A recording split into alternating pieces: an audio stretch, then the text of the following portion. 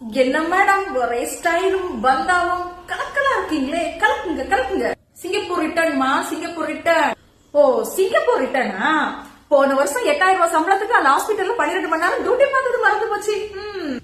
அதெல்லாம் அப்போ. இப்ப நான் சிங்கப்பூர் கவர்மெண்ட் ஹாஸ்பிட்டலோட எம்ப்ளாயி. என்னோட சேலரி எவ்வளவு தெரியுமா? 1.5 லட்சம் ரூபாய் ஒரு மாசத்துக்கு வாங்குறேன். அது போக housing allowance, bonus, over time, extra payment, insurance, medicals, இன்னும் நிறைய பெனிஃபிட் இருக்கு. பாரு, ரிட்டர்ன் டிக்கெட்டோட வந்திருக்கேன். லைஃப்ல 3 வருஷத்துல 8000 ரூபாய் சம்பளத்துக்காக வேஸ்ட் பண்ணிட்டேன்.